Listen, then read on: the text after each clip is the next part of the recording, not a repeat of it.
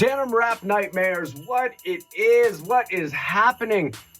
First of all, shout out and thank you for your support. And secondly, I want to tell the people about Public Domain, their next favorite adult animated sitcom that you're going to love more than any animated show you've ever seen before, because you've already seen these characters before. These characters exist in a world where they've passed up their copyright, and now they're free to use for me in the public domain, and we're going to do it, and we're going to voice them by a bunch of supernatural characters, and it's going to be your favorite show. Now, we need your help to make this show because we can't do it by ourselves, and the executives are sitting on their asses, so go to our Indiegogo campaign. You'll find it down here, over there, or up there. I'm not really sure. It will be somewhere. Check it out. Donate a little bit, donate a lot. We got some great Christmas perks, including a naughty Santa card of me that involves, well, naughty things. So check us out, support us if you can. If you can't support us, thanks. Share us, like us, subscribe us, all the things that make online campaigns successful so you can have the next greatest adult animated TV show. Welcome to Denim Wrapped Nightmares, Tipsy Exchange podcast, where we explore the supernatural series, episode by episode. Over drinks, we'll discuss the lore, the gore, and what we adore about the Winchesters and their adventures. I'm Berly, and I'm a new fan of the series. I'm LA, and I'm here along for the ride. Now let's get tipsy. Hello, LA. Hello, Berly. Well, no, I'm just kidding. Let me tell you something. We are in season 3, just did the first episode, and we saw that the boys, after what happened at the finale of letting all the demons out of Heaven's Gate, not Heaven's Gate, my God. What is going on? Hell's Gate, Devil's Gate, whatever. They had these 7 demons come after them that were the 7 deadly sins. We met Ruby. I don't know if she said her name yet, but she's... Oh, is that her name? Yeah. Oh, okay. She's in the picture now, trying to help Sam, or following him at this point. And basically, with Bobby's help and Bobby's friends, Isaac and Tamara, they sent all the 7 deadly sins back to hell. Poor Tamara's husband died in the midst. She took off. Bobby took off, but said he'll see him again because there's definitely a war coming. Well, today's episode is called The Kids Are All Right. And wasn't that like a Mark Ruffalo movie? I was about to say it's a movie, and it's also a Who album. Well, this is probably based off of the Who album. It is. Is the inspiration for the, a rockumentary. Mm-hmm. Song by and a rockumentary on the Who. Episode's title. But I feel like it's a Mark Ruffalo movie, too. Oh, it is. Yeah, and I think, I forget the two ladies that are in it, that are parents. Not Helen alongside Hunt. him. What's her name? From Ozark. Laura Linney. Yeah, I think Laura Linney was in it. Okay. I can't remember the other woman either. Me neither. But yeah, you're right. It's not important. Anyway, so in The Kids Are All Right, we open up on a woman who's standing outside her house, and her ex-husband is dropping off their kid. He obviously had the kid for the weekend, is dropping the kid off, and the mom's checking on the kid, being like, "Are you okay? How is everything?" And the kid is freaked the fuck out. She says, "Please do not make me go back there. There are monsters there. Fuck that nonsense. I don't need to go back." And the mom is just like, "Oh, okay, whatever." Well, then we go and we follow the ex-husband to his house. And he's out in the garage working on rocking horse, which I guess he remarried and is about to have a baby because their kid was a little too old for a rocking horse. So he wasn't making it for the daughter. Well, I was like, I thought just the way his garage was set up, I was like, is it a hobby and he's just a or is he like a proper carpenter? Or maybe he just does that in his free time and it was for a friend, you know? Who It was knows? very well done. I mean, he did a good job. He's talented. Yeah. But he's also kind of stupid because of the events that come Yeah. immediately after. And it was like almost 1 a.m. What are you doing? Go to bed. You were in your 40s, sir. What are you still doing up? Way too late. Way too late. So he finally realizes, oh, fuck, I'm middle-aged. I need to go to bed. And he's going to his garage door and he turns off the light and his wood saw turns on, like a saw table. And he goes, "Oh, what's that about?" Turns on the light and he goes back. He's like crouching down by the table. Yeah, face a little too close. Face really close. What are you looking for? What are you doing? He hits the switch. Then he, gets up and he goes walking back to the door and he turns off the light and it comes on again. And he goes back and he's doing it again. And during all of this, we're getting some camera angles where we can tell that there's something watching him. That was something pretty good. Lurking. The way it worked around the car and then to his workspace and everything, it was pretty good. Camera action. I liked it. It was very interesting. Like you knew something menacing was around the corner. Yeah, they were definitely hiding. Yeah, they didn't want to be seen. So he goes. How are they turning on the table saw? I just don't know. There's so many things happening. Just we haven't even gotten to the logo yet. Like it's just so much stuff. So he goes back to the saw table again. Again, he's putting his face really close to it, and he turns it off. And then the thing that we can't see comes like running up to him, and he turns around and goes, ugh, and falls back onto the table. The saw turns on, and it's just like gore. It wasn't a blood splooge. No. We didn't have a blood splooge, but he did get fucked up. Yeah, we saw it come through his guts. Yeah. It was gutted. Seriously. He got gutted. So then we get the new Devil's Trap Flash Supernatural. We cut to Sam on the phone chatting away with Bobby because Bobby's going to be a big deal this season. I can just feel it. We're going to have some Bobby almost every episode, I think. And I'm not upset about it. He's the new daddy. So they're talking about Dean and his demon deal. How are we going to help him get this done? Because last episode we found out that Dean said it's part of the deal that if I try to get out of it, you're dead. And so I think it's really sweet. Like these codependent brothers constantly sacrificing themselves for each other. Sam doesn't give a shit that he might die. He's still trying to figure out how can we save Dean. Of course.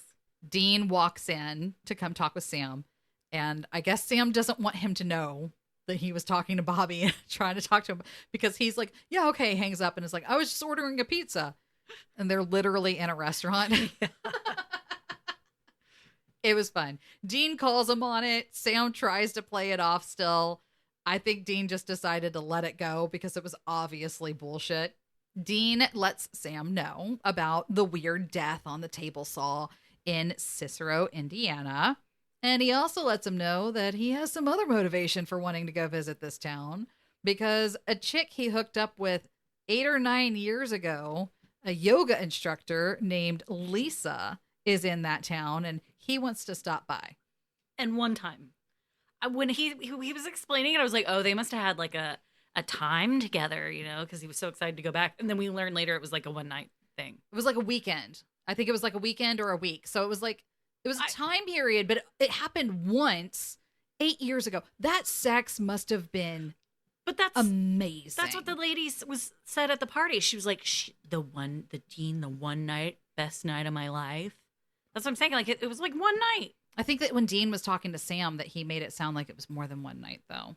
Because he was like saying, remember when we did the such and such, it was like something in 5 days or something like that. Yeah. So, well, that's just weird because their stories don't match up anyway.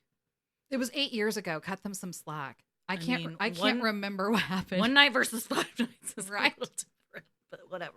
Like I'm trying to think like, who did I even sleep with 8 years ago? Like I'm trying to think what was even 8 years ago. I can't remember last week. God. But it was apparently memorable enough. For both of them. Well, particularly Dean, that he knows where she lives because he said that he spent like the weekend in her flat or something. And when they show up in Cicero, that ain't no flat. That's a full up house, man. Yeah. She's living in a house now. So were you tracking her? What's going on, Dean? She's in the yellow pages. Anyway, they decide to make the trek. Dean's like, let's go. Which I thought this was funny because it's normally Sam being like, oh, hey, like, I think this is something weird. And Dean being like, is that really our deal? That doesn't seem like it's us. But Dean's the one convincing them now. Dean drops off Sam at a local motel and goes to Lisa's house. And there's balloons outside. But apparently that just goes over his head completely because he still walks up to the door and knocks on it and is expecting her to be thrilled to see him, just dropping her panties at the second she opens the door. And not so much. That's not so much the reception he receives. Lisa, after some awkward back and forth where it seems like Dean's not really getting the hint. Not at all. That she's busy and she's not necessarily wanting to entertain him right now. Yeah, I mean, balloons are a big warning that there are children Mhm. inside. And she's like, it's not a good time. It's not a good time. Yeah. And he just he thinks it's a good time. I like parties. Yeah. Yeah. She's like, we're in the middle of the party. Oh, I like parties. Like, He was not getting the hint at all. And she was not being subtle about it either. So I'm not sure what was going on there. But Dean gets himself invited into what ends up being Lisa's son's birthday party. And as they're walking through the house, Lisa lets Dean know that it's her son's 8th birthday party. Then we see her son, Ben, opening a present and being like, AC/DC rules. He is dressed like Dean. He is talking like Dean. It is obvious that they want us to think that this is Dean's kid. like too obvious. It was too way much. obvious. It was a little too much. Yeah. Whoever wrote it, 8-year-olds don't talk like that. I used to teach dance. 8-year-olds do not talk like that. It was a little too much, but the kid pulled it off. I thought he was adorable. Oh yeah, he was a good little actor. Yeah. He was really cute. Dean even confronts Lisa at one point about whether or not it's his kid, and she doesn't give him a straight up answer. We do get one at the end that no, it wasn't your kid. I had a paternity test done with somebody else. But they definitely are wanting us to think during this whole episode that this is mini Dean and it's his little baby. And it's cute, but also like cheesy. Too cheesy. It was a little cheesy. So, like LA already said, there were a few other things that happened at the birthday party. We heard the friends gossiping about, oh my God, that's Dean. That's the guy who rocked our fucking world that one night. Oh, and they're checking him out and everything. Also, some interactions between Dean and Ben, obviously. And one of Lisa's friends named Dana is talking to Lisa inside. It's just the two of them by themselves. Dana is the mom of the little girl that we saw in the very beginning. So her ex-husband just recently died and she's had her kid for, a while. They're grieving, what have you. But she's talking to Lisa and tells Lisa, I don't feel like my kid is my kid. Like something's weird. Something's going on. I'm freaking out. And Dana's kid is named Katie. So she's trying to tell Lisa, like, Katie's not Katie. Something's weird. And it shows the kids standing outside, just looking around, not really playing with the other kids. I like Lisa most of this episode, but I did not like Lisa in this scene. Yeah. She straight up, completely invalidates what her friend is trying to tell her. And it's just like, we'll get you help. You're fucking crazy. We're going to get you help. Like, why don't you ask your friend what's happening? Like, you didn't even let her explain. Yeah, I hate that about movies sometimes with stuff that everybody would probably be like, oh, you're crazy. But it's like if one of my friends came up to me saying that, like, I know you're a rational person, so I would want to know why you think this way. Yeah. Like, explain it to me. She dismissed her as you're grieving. Yeah. You're grieving, so you're crazy. We'll get you counseling. Completely didn't even let her finish explaining what she was trying to explain. And let me tell you, Lisa, the kid was fucking creepy. We got to see later. Yeah. And real hungry. Real hungry. And didn't want to be left alone. Wouldn't even let her mom go to the bathroom. Oh my God. Yeah. It was really, really bad. So shame on you. Anyway, during the birthday party, Sam is sitting at a different diner, doing research, doing his Sammy things, when Ruby walks in, the blonde that was following him around and came in and killed some demons in the season premiere. She joins him at the table, and she is definitely acting like she's hot shit, and she knows so much more than him. And if he wants to know everything she knows, he should give her a call. She says something about, you're special. And Sam does disclose, I haven't had visions. I haven't had anything like that happen since Yellow Eyes died. So I don't know what the fuck you're talking about. But she lets him know, no, you're still special. Something happened to your mom. And what about your mom's friends? And oh, I know something you don't know. Maybe you should do some homework and then you call me. And she writes her number on his hand. I don't like her. You really did not. I don't like her at all. Yeah, from the get-go. I don't like her. I mean, I don't mind her, but not Like I feel like I felt like that about Joe. I was like, oh, she's annoying me immediately. But then I ended up liking her. I understood Joe, and I like Joe, and I'm ready for Joe to come back. But this whole, she just seems like she thinks she's better than everybody, and I don't like her. Yeah, I get it. Oh, I'm so mysterious. I'm just gonna come in and slash throats, and then be like, "You're welcome." And like, I don't like her. She seems very conceited, very full of herself. Yes. Not a fan thus far. Okay. You treat my Sammy with some respect. He is the prodigal. The boy king. Yes. After all, we found that out last episode. So, Whatever that means. the other thing she does tell him before she leaves is, oh, by the way, there's a case here. You know, something like that. Something else that's just really conceited, like I know more than you. Know it all bullshit before she takes off and leaves. And then Dean happens to call Sam and tell him, hey, there's a case here. Well, and he knows it's a case because didn't Lisa mention that there were like a couple other accidents before what happened to Katie's dad in the neighborhood? I actually don't remember. Yeah, I think that's what happened. That's why Dean was calling. He was like, You're yes. You're right. Because that's when Sammy gets dressed up like Mr. Insurance Man. That horrible shirt and tie combo. We do. We see Dana waking up from a nap on the couch, and Katie is sitting next to her just like, hello, Mommy. I love you, Mommy. I'm hungry, Mommy. Very creepy. Dana is obviously unsettled, not feeling very comfortable. And she happens to stand up to walk to the kitchen and is like hugging her kid. And there's a mirror hanging over their fireplace.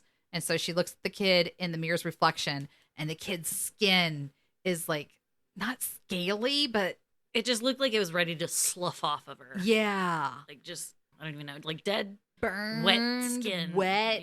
Yeah. It wasn't scales, but it certainly wasn't what she looks like whenever Dana looks down, pulls her away to look at her face. It was like this wrinkly, gray, pink, gross, not cute. And so Dana's like, oh, fuck me. So she's like really starting to lose her shit. Then we cut to Sam visiting a different victim, like LA just said. Talking to her. Her husband had died too while he was changing a light bulb or something. So Sam's standing outside looking at where the husband had died. He notices some red smears on the side of the building that he thinks could potentially be blood. And also, there's another creepy kid standing inside the window just staring at him. Like he like gives him a smile, and the kid's just like dead face. I was like, oh, yay. Yeah. And then as they're turning to leave, Sam notices that there's like this weird hickey thing on the neck, shoulder kind of area of the mom as they're walking back into the house. We cut back to Dana and creepy Katie. And Dana is giving Katie some food to eat. And then she's like, excuse me, sweet, I'm going to go to the bathroom. She goes in, locks the door, and she keeps rubbing at her neck because her neck is hurting too. So she's getting a mirror and she's trying to see what the fuck is going on back there. And she also has that exact same creepy hickey on the back of her neck, shoulder area. And while she's doing this, Katie is at the door just like freaking the fuck out. Losing her mind. Yeah. And a lot of strength for a little girl trying to beat down that door. The door is like shaking really loudly. And she's like, let me in, Mommy. Ah, ah. It was not fun. Not fun. And then the doorbell rang and Katie apparently ran off to go answer the door. So then Dana comes out, and it's this real estate agent lady. It's the same lady that we saw at the birthday party who was gossiping about Dean's fine ass. And she's like giving baked goods, basically asking, like, I know this is what I thought was weird. Like, your ex-husband died, who obviously doesn't live with you anymore, but I didn't know if you were going to keep the house. Why would she sell the house because her ex-husband died? Yeah. That was weird, but whatever. But either way, inappropriate at that time after somebody's had a death. Yeah. Dana's just like, this isn't a fucking good time. It slams the door in the real estate agent's face to see her creepy Katie kid standing there at her feet being like, hey, Mommy. Like, I looked at LA. I don't have kids. And so I looked at LA and I was like, I'm so happy with my life choices right now. I don't have to worry about waking up to a creepy Katie standing there and staring at me. Which I've heard, like, people's kids will do that they'll, like, wake up and their kid will just be standing by the bed, like, staring at them, watching them sleep. Fuck that. No, yeah. Fuck that. I don't like it. Mm-mm. Anyways, Dean has gone to hang out at the neighborhood park for some reason. They don't explain why he's there, but he's there. He's in the park, and he happens upon Ben, who is sitting on a park bench, and he looks bummed out. He does not look like the cool, confident kid that he was at his birthday party. He is currently upset. So Dean goes and sits down next to him, and he notices that Ben is kind of playing with an empty case that is obviously meant to hold some sort of electronic device. And there's some kids out in the grass ahead of Ben who are playing with a game. So Dean asks Ben, "Is that yours?" Ben says yes. You know, they're just borrowing it for a second, but he's obviously upset. So clearly they just took it from him, and he doesn't have, you know, the gumption or whatever to go get it back. Dean gives Ben some advice on what he needs to do to get his game back. Then Ben gets up and he goes over there and asks for his game back. And the bully is like, "You want it back so badly, fucking take it back." And so Ben knees him in the groin like a couple of times, I think, and takes his game back. And Lisa shows up at that time and is like, "What the fuck, Ben? Did you just beat up that kid?" And Ben tries to explain, "Well, he had my game. He took it from me." And she's like, how did you even learn how to do that? And then she sees Dean standing there and is like, "Did you fucking tell my kid to go beat up this guy?" And Dean is just kind of like, I'm just teaching him how to deal with bullies. And so she tells Ben, like, "We're leaving." Ben, like, stops and goes and hugs Dean. And it's like, "Thank you." It was an interesting contrast between last episode where Dean is all, "Hey, my light at the end of the tunnel is the fact that I'm about to fucking die soon. So I'm just going to live it up. I'm going to be a big old slut. I'm going to have some fun. And that's it." And then in this episode, I think he was kind of flirting with the idea of potentially having like a different kind of life where maybe he was a dad. Maybe he was suburban with a kid and all this other kind of stuff, because he got attached to Ben really quickly. Yeah. But Lisa, she told him, "This ain't your kid. I don't know why the fuck you're even still here. Like, stop. Go away. Leave us alone. Don't be teaching my kid how to beat people up." Back at Dana's house, creepy Katie is all like, "I want ice cream, mommy." So Dana decides, all right, that's it. I'm going to kill this bitch. They go and they get in her car, and Dana drives her to a lake or a pond or something. She gets out of her car. She puts the car in drive, pulls the parking brake, the emergency parking brake, gets out with her purse, lets go of the emergency brake and steps back. And the kid just sits there looking over her shoulder at Dana. Creepy Katie does. Calm as can be. Yeah. Not even trying to move, not trying to get out of the car, nothing. Like, she could not give a shit. And Dana rolled down all the windows, I guess, because that car went down pretty fucking quickly. Yeah, it did. I shouldn't laugh. That's terrible. But and then she's just standing there crying. It's like, good God, woman, how are you going to explain this? Yeah. Then she goes back to her house, and creepy Katie's sitting at the kitchen bar being like, "Are we going to go get that ice cream now, mommy?" Dripping wet. Dripping wet. And in what car? Right. Katie, you know what happened. Did you drive the car back, Katie? Did you bring the car back, Katie? What are you doing? Goodness gracious.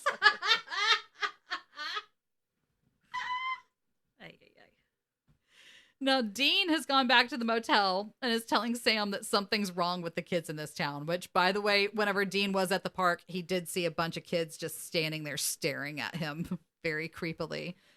And Sam informs Dean that there's a changeling in every victim's home, which LA is going to talk to us more about what changelings are later on when we get to the lore. But in a nutshell, they aren't the kids. They're these monsters that are feeding on the mothers for weeks until the mom like dies, basically. Yeah. And the real kids are stored somewhere underground. So Dean immediately wants to go back to Lisa's and check on them if this is happening in all of the households. He's got to go check on his pretend baby mama and his pretend kid and make sure they're okay. And when he gets there, this Ben who was like hugging him at the park and, "Oh, I love you, Dean," and so thankful, is suddenly really cold to Dean. Like, make him leave, mommy, and acting completely differently. So Dean is like, oh, fuck. Like, Ben's gone. That's a changeling. Yep. They got him. They got him. Too late. Dean goes and gets back in the Impala and informs Sam like that's fucking going on here. You know, they're talking about the blood stains on the house, and Dean says, "Oh, well, those aren't blood." I have no idea how this was figured out. I agree. The whole time I was like, "Oh, bloodstains." So when this came about, I was like, "What? Where the fuck did this come from?" Yeah, it never really got mapped out for us. No, I think it was when after he realized that they had Ben as a changeling, he went to Ben's window, remember, and like touched it, and I guess he realized it was like dirt instead of blood. Well, I remember him touching it, but okay, I mean, yeah, I guess the texture, because they never fucking use gloves on this show. Yeah, no. So they would definitely feel the texture and be like, "Oh, Yeah. it's gritty. It's not blood." Somehow they miraculously pull up to a house that's under development, and it's exactly the house where all the children are at. Yeah, because it has the same dirt out front. There's a big mound of red dirt outside. Yeah. Bit of a jump here, Yeah. in my opinion. A little stretch. But that's okay. We'll allow it. So Sam and Dean go into the house. They find all the kids are in these cages, and also the real estate agent is in a cage. So the real estate agent is the mama changeling, and they just need to kill her, and all the other changelings will die. Well, didn't they say like fire is the only thing that can kill him? Yeah, and they have like this Tank what is can it, or spray something. can. Yeah, it was this huge thing that they had to like light and then spray. It was like a gas can or something. Gas can. Yes. Gas can. It What was did the- I say? I don't don't even know. So they're breaking out the kids. And of course, Ben is like, "Come on, I'm going to be helping and use my tiny little jacket to help with the covering the glass window." And all this stuff is happening. Dean's helping all the kids escape. Sam is fighting the real estate lady. They get all the kids out. And then Sam finally like blows up the real estate lady with the fire.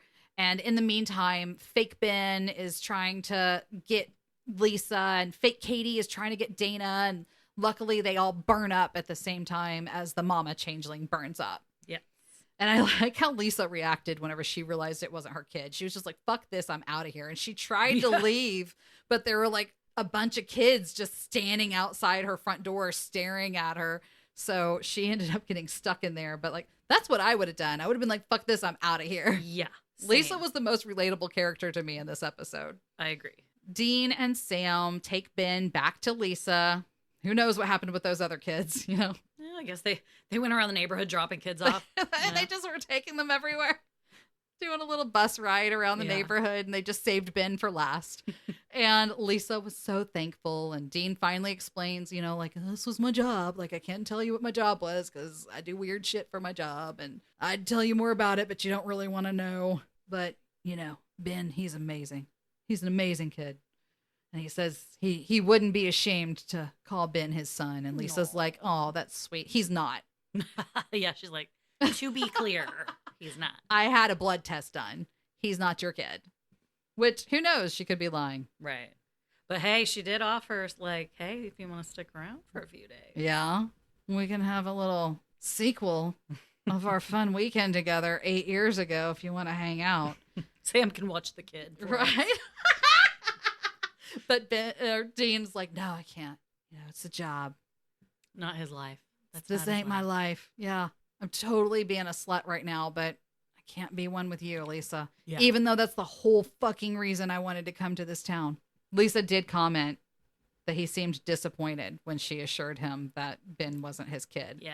And that's where I'm saying that, like, I feel like he was seeing a different light at the end of the tunnel in this episode. You know, Mhm. something that potentially could have been his, but it ain't. Nope. Sam is calling, you know, he's back at the motel while Dean is with Lisa. And he's calling all these numbers and asking about Campbell's and this and that. There's a lot of Campbell's, so I'm guessing that was Mary's maiden name. Yeah, I think so. I think so. Because there was like multiple Campbells, and then there was occasionally like a Wilson or something like that. And he confirms that sure enough, you know, that all of Mary's friends and family were killed off within the months after her death. So he calls Ruby and says, "Okay, you know, I confirmed that what you said is the truth. Everybody was killed off." And Ruby tells him, "Well, that's like the yellow-eyed demon covering his tracks." And Sam gets really aggressive and is like, who the fuck are you? You know, how do you know all this? You're claiming you're just a hunter, but I don't fucking buy that. How are you just a hunter and you know more about my family than I do? Who the fuck are you? And Ruby finally reveals that she's a demon. She like blinks her eyes and they go black. Sam is not happy that there's a demon in there, but she's assuring him that she's there to help him. That, you know, she doesn't know why Yellow Eyes killed Mary, and she doesn't know why Yellow Eyes killed Mary's friend, but she's going to help him figure it out. That's kind of where it ends. Well, no, she also says, Sam is like, oh, why should I trust you? Why should I even talk to you? And where it ends is Ruby is like, because I can help you get Dean out of his demon deal. Right. And that's where it ends. Yeah. Cliffhanger. Woo. So as far as gore goes, the goriest thing was the kill at the very beginning with the ex-husband. Yeah. Oh, yeah. I thought it was done well. Oh, I agree. Yeah. I enjoyed it. I enjoyed it. Yeah. And as far as things to adore in this episode, I liked Lisa. I did too. Yeah. I liked her character. I enjoyed Lisa. I enjoyed that Dean, he's starting to act a little bit more like himself again. Yes. It's not so over the top like it was last episode. Yeah. And so I enjoyed that. As cheesy as the whole scenario was between him and Ben, or he and Ben, whatever, I did think it was kind of sweet at the end and cute that he like kind of took, like you said, he like kind of thought about it and like was almost slightly disappointed that Ben wasn't his. So I thought that was kind of sweet and cute.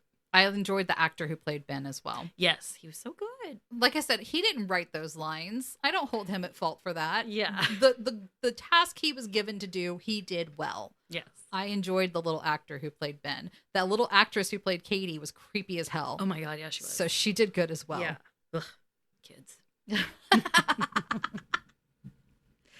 Well, for the lore, we're going to talk about the changelings. Most often referred to as this is weird, a fairy who is swapped in to replace a human baby.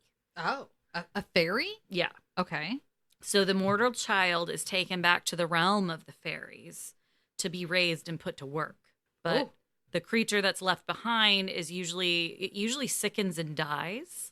It did say that this medium.com, I think, says that some of them do live to adulthood, but they're always thought to be strange and weirdos by locals and whatnot. The myths and the history of it all is that it's a little bit of a sensitive subject today because it's real fucked up. Oh, God. So imagine having a baby and it's... No. Yeah, well, yeah. Okay. It gets worse. Oh, no. With any kind of deviation from the norm, accepting a child with special needs, a medical issue, abnormalities. These back in the day were thought of as dark doings, not just natural occurrences. Oh. To justify this, some would commit infanticide. Infanticide. If it meant that getting a healthy child would return to them. That's like the Spartans. I know that if they thought that it couldn't grow, well, actually, I don't know this. Mm-hmm. I just remember this from the movie 300. Oh, accurate. Historical. Yeah. that there was the guy who was the hunchback and he was told about how like people that he should have been thrown off this cliff. Yep. But his mother couldn't stand to do that, so she saved him. Mm. Yep. No, not in this scenario. Yeah. There's no accuracy. I highly doubt that the film 300 was accurate. Yeah, no. It did feature Gerard Butler and Michael Fassbender, though. So it did. It's still worth watching, in my opinion. True. So I went way off the rails there. No, you're good. But this is just so terrible. Like what I'm talking about. So they're like, one reason that one might kill a child in the 1900s had to do with economics. Oh my God. If they had a child that had a disability or, had a mental issue, it was a drain on the family's already meager income and resources. And especially if they lived to adulthood, because it's just another mouth to feed. Oh my God. And so they felt in some ways killing a child was necessary for the rest of the family to survive. And that's horrifying. Yeah, it goes back as far as ancient Greece and Rome. So it's 300. Yeah, you're right. I know. I told you. So obviously it spread well on after those times, but it remained after the fall of those empires, unfortunately. To alleviate the guilt from the families and the community that would turn a blind eye, they kind of thought, oh my God, guys, that's not the case. Somebody came and took their healthy baby and left them with the cursed one. Not true. Now, the parents would do whatever they could to get their own healthy child back. Oh my God. Whatever they could do. But if the poor changeling died from something unfortunate, they only had the fairies to blame. It wasn't them. It was the fairies. Oh my God. I know. It's fucking horrible. This lore is terrible. I know.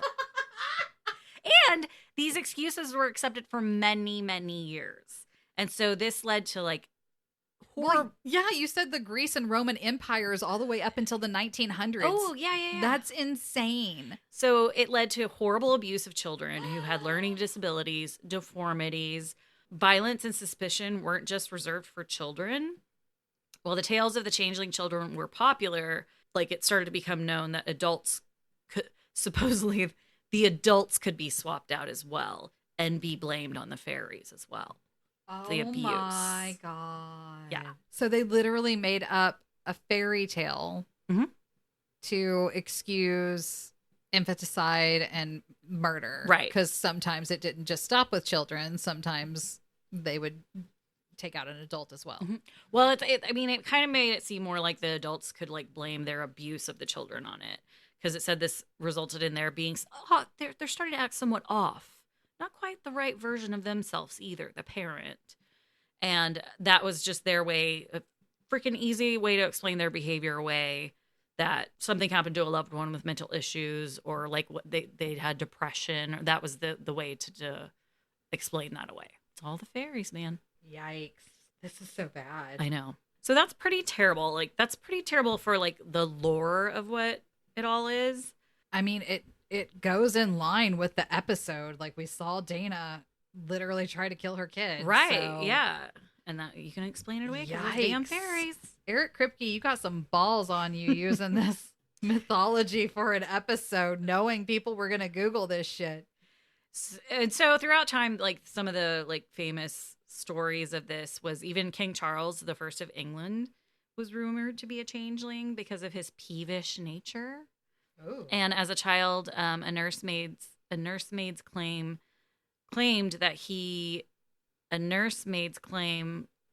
oh my God. You got it. A nursemaid claimed that a figure appeared mysteriously at his bedside and cast a cloak over the sleeping baby's cradle and took him. King James of England also is rumored to be had homosexual tendencies. And so then there were accusations of him being a changeling as well, because, that couldn't be allowed back then. But there is the movie, The Changeling. I don't know if you've ever seen it, 2008 Clint Eastwood movie. I haven't. And this is based on another true story of Christine Collins. She came home from work one evening and her son Walter was missing. And after 5 months of no answers, dead ends, she was relieved when the police, I think it was California police, discovered her son Walter in Illinois, alive and well. And she was in California. Now, they brought him back, but as soon as he got off the train, she was like, that's not my kid. So this was in 1918. And the cops, really mishandled the whole fucking case. It was the LAPD. They briefly considered that he was kidnapped for ransom by an enemy of a former acquaintance of his father. But it turned up nothing. Months of negative publicity, scrutiny. The officer in charge was Captain J.J. Jones. And he really liked the prestige he was getting in the news about the case. Yeah. Once Christine got Walter back, she did take him home and she had him for 3 weeks. But then she went back to JJ with dental records and testimonials from her friends who had seen this new Walter and claimed again this was not her kid. He was just like, what are you trying to do? You're making fools of us. You're going to skirt out on your duty as a mother. Of course it's her fault. And she's a cruel-hearted woman, just totally blamed it on her. Committed her to a psychiatric ward under Code 12 intermittent. I guess it's a term used to jail or commit someone who was deemed difficult or an inconvenience. But in the end, she did end up getting out, and she never lost hope that he was alive and well somewhere. and she searched for him the rest of her life. She died in 1964 at the age of 75. Before that, though, when she got out 24 hours later when he released her. But there were a bunch of stories that these boys that were in juvenile hall said that this one boy was Walter and that he had been at this farm with Stuart Gordon Norton. It was a chicken farm, and he had been abused. They went to investigate and actually found child body parts there. So there was like no way for them to really know. And Christine didn't believe it. She didn't think that's what had happened to him. And I'm sure every mom wants to sit there and believe he's out there still somewhere, you know. There was also Robert Bobby Dunbar in 1912. Leslie and Percy Dunbar had taken their two sons, Alonzo and Bobby, on a fishing trip to a Swayze Lake near Opelousas, Louisiana. They spent their day fishing, hanging out, and then they went to their cabin for lunch. During this time, 4-year-old Bobby wandered off, and police scanned the area, and they immediately thought that they saw footprints and just assumed like he had been kidnapped and somebody had taken him off. And there were reports that there was a strange man lurking around at the time. The search went on for 8 months for him. And they dissected alligators, like all kinds of stuff to see if there were body parts in them. Percy Dunbar offered $1,000 reward, which today would be about like $30,000. Damn. And still like nothing came up. And then in 1913, a handyman in Mississippi traveling with a boy that matched the description they thought was Bobby, blonde-haired, blue-eyed Bobby Dunbar. The guy that had him was William Cantell Walters. And he said that his mother said for him to watch him for a few days. She had to go do something. He was just his travel companion. It was believed that the boy was the illegitimate son of Julie and Walter's brother, but that was never confirmed. And there were some residents in Mississippi who confirmed Walter's story that the boy was with him due to the mother. So they took this boy back to the family in Louisiana.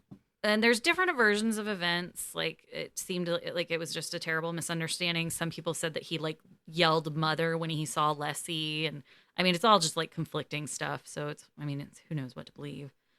But Anderson was subjected to a lineup of 5 boys about the same age, height, description. Like, they did this for Anderson and Leslie. Like, Julia Anderson, the mother who had the missing kid, Leslie Dunbar, who supposedly like let her kid go with this guy, and neither one of them could like positively identify their son, which I think is so fucking weird. That is very weird. Yeah, like how could you not know your kid, even if they look somewhat alike?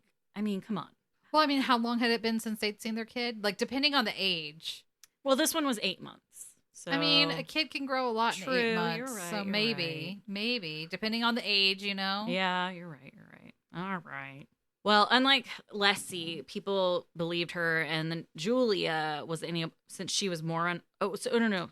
Leslie said the boy was hers.